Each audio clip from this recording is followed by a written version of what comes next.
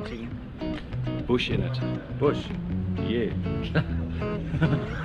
You know all about bushes, eh, Cam? I'm gonna say something terrible now. You're gonna hate it. Do you No, bake me some more. Bake me some more. I dare you. Tell me what you're going to say. And that is got a minuscule little spring that keeps that thing afloat, right? Which closes off a circuit essentially where the oil would rotate back and forth in the suspension.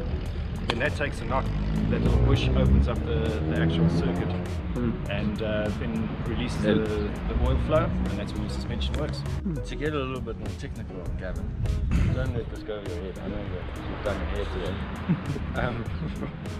There's two frequencies. There's frequencies from the ground, and we want the wheel to activate in response to the ground, but we don't want the bike to respond to frequencies of your body movements. So pedaling, mainly pedaling, right? Because you want to go forward. So the brain opens when the wheel gets an impact from the floor, which is what when we want the suspension to activate.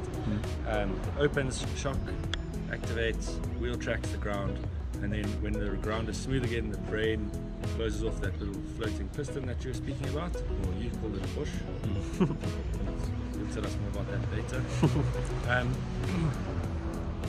So it's an active lockout. It's opening and closing when it needs to. The later models push the brain further back, and that's the RockShox one, and the previous generation ones, the Fox ones, which had a little bit of latencies. Like, it was difficult to understand the feedback of them. The RockShox ones are very, very active. The wheel tracks the ground well. You do need to service them sort of once a year. Otherwise they get a bit of air in there and they sound a bit squelchy. We identify and make sure that that's all sorted, so they go for the service if necessary. And that goes to Specialized, right? Has to go to Specialized. I know the guy that does most of this, Rupert Reeder. They call him Barbar, or the Red Baron. Wow. Yeah, he's quite a resource.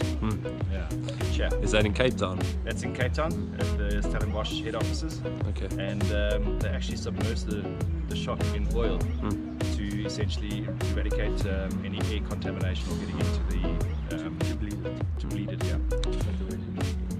Yeah. Oh, sorry, I'm not so good with words like you are, Alex. There were 3 people that understood what he said there. So Gavin, should we get into the rest of the bike? We know about the brain. We'll show the folk just now. So cool. That's the brain, which makes this bike pretty much a really good race machine. This is paired up with a 12-speed 1x setup by SRAM. Obviously the Eagle over there would always tell you that is a 12-speed setup. Super wide ratio. Can't fault SRAM. Yeah, good componentry. Roval wheels, Trivative crankset on that. Going up to the front, we've got a Reba, and I'm sure that's just an RL on there, but yeah, also a pretty good looking just a normal 32mm stanchion. And I say normal because that's typically the width that most of your cross-country bikes are spec'd with on the stanchions. That's got just a manual lockout, but if you set the suspension up right on this bike, you shouldn't be relying on your lockout much. Nice set of SLX brakes. Shimano, definitely the Toyota of bicycle spares. You can always rely on that. Good stopping power. They've really compacted the levers quite nicely over the last few years, and yeah, can't rock it if you can't stop it. Totally, bro. There we go. Yeah, and one thing missing off this bike, maybe a dropper post. A dropper post would go down well. Yeah. And you do get some really nice lightweight ones as well. Okay.